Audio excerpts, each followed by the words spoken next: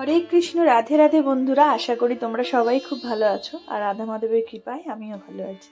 তো তোমরা তো আমার আগের ভিডিওতে দেখেইছো যে অঘ্রাণ মাসে সকালবেলা আমি কিভাবে আমার গোপাল সোনাদের ঘুম থেকে উঠালাম, তাদের সকালে সেবা দিলাম।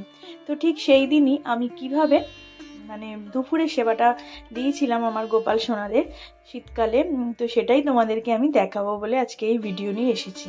তো আশা করি তোমরা আমার পাশে থাকবে আর ভিডিওটাও তোমাদের ভালো লাগবে। ভালো লাগলে অবশ্যই একটা লাইক করো আর কমেন্ট করে আমাকে জানাতে ভুলো না।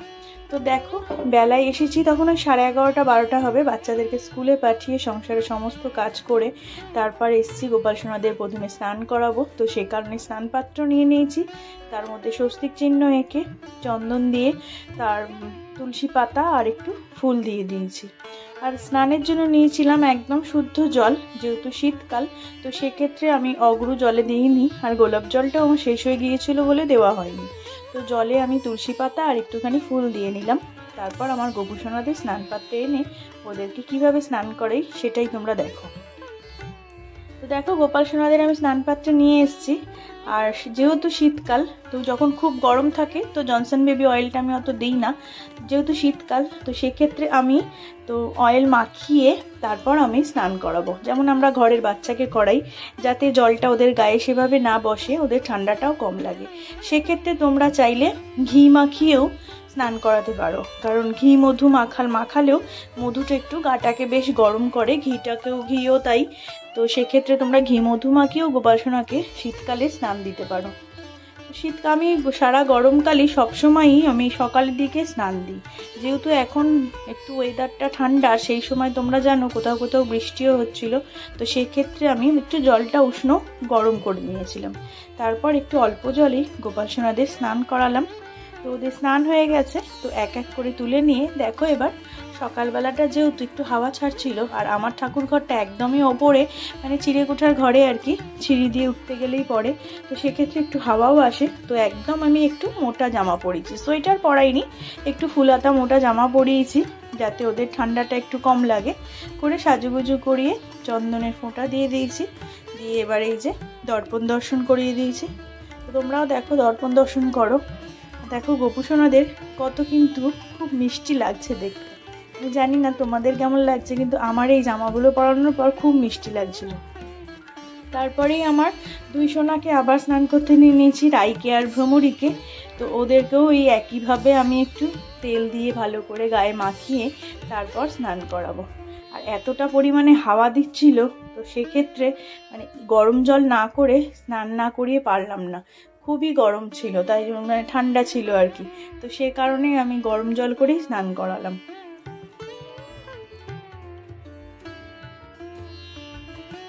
সব জায়গায় কিরকম ঠান্ডা পড়েছে জানিও, কিন্তু আমাদের এখানে কিন্তু এখনও সেরকম খুব একটা ঠান্ডা পড়েনি।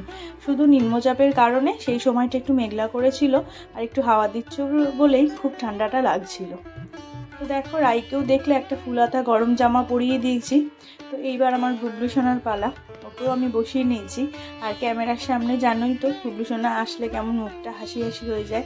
তো ওকেও আমি ভালো করে একটুখানি তেল মাখিয়ে নিলাম, নিয়ে স্নান করাবো।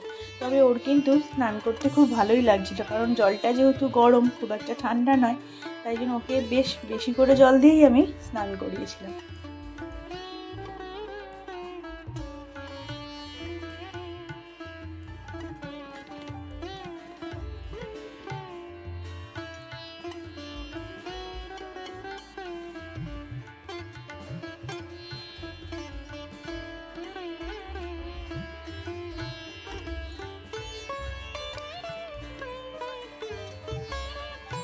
খুব মজা পাচ্ছিল কিন্তু স্নান করার সময়। দেখো কত মিষ্টি লাগছে, সেই শীতের জামাগুলো সব বের করেছি। কি আশ্চর্য ব্যাপার যে এই জামাটা আমি গত বছর পরিয়েছিলাম, এই জামাটা যথেষ্ট বড় ছিল। টুপিটা পেছন দিকে আমি করে দিতাম যাতে গলাটা বড় না হয়ে যায়। সেই জামাই যখন আমি এবছরে পরিয়েছি, পরাতে খুব একটা টান টান হচ্ছে, একদম গেল বছরে যেটা হয়েছিল সেটা নয়, একটুখানি টাইট হয়েছে। তো বলে না অনেকেই গোপাল সোনা বড় হয় ভালো করে সেবা পেলে, আমারও মনে হচ্ছে আমার গোপাল সোনা মনে হয় বড় হয়ে গেছে। তো সেই কারণেই মনে হয় জামাটা একদম পুরো ফিটিংস হয়েছে, গেলবারে না একটু বড় হয়েছিল। তো ওকেও তাই কপালে চন্দনের টিপ দিয়ে দেখলেই চন্দন সহযোগে তুলসী পাতা চরণে নিবেদন করে দিলাম। এবার যেটুকু ফুল তোলা ছিল সেইটুকু ফুল দিয়েই আমি গোপাল সোনাদের কাছে একটু সাজিয়ে দিলাম। তোমরাও জানিও তো, তোমাদেরও কি কারোর এরকম হয় যে গোপাল সোনার জামা তোমরা পরিয়েছো আর তারপরে কিছুদিন পরে দেখেছো একটু ছোট? আমারও না এরকম হয়েছে।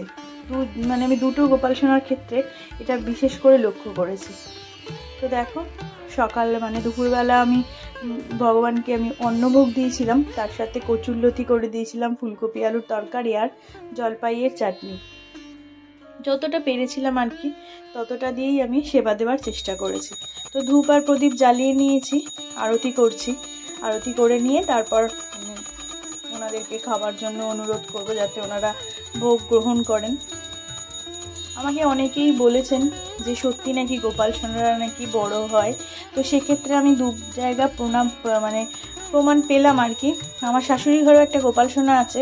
সত্যি সেই গোপাল সোনাকে আমিও আমার নিজে হাতেই প্রতিষ্ঠা করেছিলাম, কিন্তু যখন প্রতিষ্ঠা করে খাট কিনেছিলাম তার জন্য, তো সে তুলনায় এখন আর ওই খাটে হয় না, তার পা বেরিয়ে যাচ্ছে, মানে এতটাই সে বড় হয়ে গেছে আর কি। তো আমার গুগলুকেও ওরকমই মনে হলো। তো সেই কারণেই বলছি, তোমাদেরও কি এরকম গোপাল সোনাদের হয় নাকি এটা আমার মনের ভুল? একটু আমাকে কমেন্ট করে বলো। তো দেখো, আমি হাত জোর করে অনুরোধ করছি যাতে দুপুরের ভোগ ভগবান গ্রহণ করেন।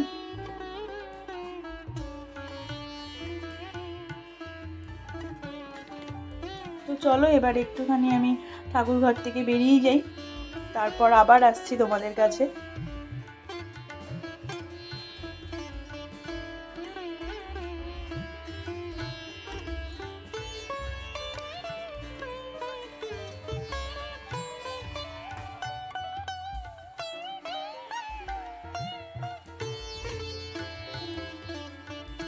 তো দেখো, আবার কিছুক্ষণ পর ফিরে এসেছি, এসে হাতি তালে নিয়ে তারপরে ওনাদের কাছ থেকে অনুরোধ নিয়ে যে তাদের খাওয়া হয়ে গেছে কি নিয়ে তারপর আমি ওনাদের সামনের থেকে ভোগটা সরিয়ে দিচ্ছি। দিয়ে তারপর যে জায়গাটাতে ভোগ নিবেদন করেছিলাম সেই জায়গাটাও একটু জল দিয়ে ভালো করে মুছে নিলাম, আর ভেজানো গামছা দিয়ে গোপাল সোনাদের মুখটাও মুছিয়ে দিলাম। দেখো, গোপাল সেবাটা কেউ কারোর দেখে শিখতে পারে না। গোপাল সেবাটা কিন্তু একদম নিজের মন থেকেই হয়। তো আমি কিভাবে অঘ্রাণ মাসে গোপাল সোনা সেবা করলাম সেটা তোমাদেরকে দেখে আমি বলবো না, তোমরাও এইভাবেই করো। তোমাদের যেটা মনে হবে তোমরা ঠিক সেইভাবেই তোমাদের গোপাল সোনাকে সেবা করবে। গোপাল সোনা ঠিক সেইভাবেই কিন্তু তোমাদের কাছ থেকে সেবা নেবে। কারণ আমরা যেভাবে আমাদের বাড়ির সন্তানকে রাখি, গোপাল সোনাদেরও আমরা সেইভাবেই রাখবো। আমি এরকম করছি বলেই তোমাদের করতে হবে এটা কোনো কথা নয়। তোমরা তোমাদের সাধ্য মতো করবে। ভক্তিতেই ভগবান, তুমি যদি ভক্তি ভরে ভগবানকে ডাকো ঠিক ওনারা সাড়া দেবেন। তো দেখো, ভাত খাওয়ার পর যেরকম আমার বাচ্চাদেরকেও ফল দিই, আর ঠিক এই একই ফল আমি দিয়ে এসেছিলাম আমার ছেলেদেরকেও। তো ঠিক সেই কারণেই এই আপেল আর কলা আমি আমার গোপাল সোনাদেরকেও দিলাম। আর যেহেতু শুধু ফলটা দিতে নেই, একটু মিষ্টি কিছু দিতে হয়, তো সে কারণে দুটো মিষ্টিও আমি গোপাল সোনাদেরকে দিলাম। আর একটু সাথে পান করার জন্য জল দিলাম। যে ফল খেয়ে জল খেতে নেই, এটা কিন্তু ছোটোবেলা থেকেই আমাদের মায়েরা বলে আসে। তো সে কারণে আমার এই বাচ্চারাও যেন ফল না খেয়েই জল খায়, তো সে কারণেই মিষ্টিটা দেওয়া, যে ফল খেয়ে মিষ্টি খেয়ে তারপর যেন জল খায়। আমিও আমার ছেলেদেরকে ঠিক এটাই বলি। তারপরে হাত জোর করে অনুরোধ করলাম যেন ওনারা ভোগ গ্রহণ করে। তো চলো একটু চলে যাই, তারপর আবার একটু পরে এসে তাদের কাছ থেকে জেনে যে আমি সরাচ্ছি ভোগটা, পারমিশন নিয়ে তারপর সরাবো। তো এসে তারপর আমি ভোগটা সরিয়ে দিলাম। আর বিকালবেলাটা যেহেতু দুপুরবেলা আমি শয়নে দিই না, তো বললাম তোমরা যদি মনে হয় শয়নে যাবে তো অবশ্যই তোমরা নিদ্রায় যেও, আর একটু জল চাপা দিয়ে রাখলাম পাশেই। তো দেখো বন্ধুরা, আমি আমার মতন করে দেখালাম আমি কিভাবে অঘ্রাণ মাসে গোপাল সোনাদের সেবা করেছি, সেটাই তোমাদেরকে দেখালাম। আশা করি তোমাদের ভালো লেগেছে। হরে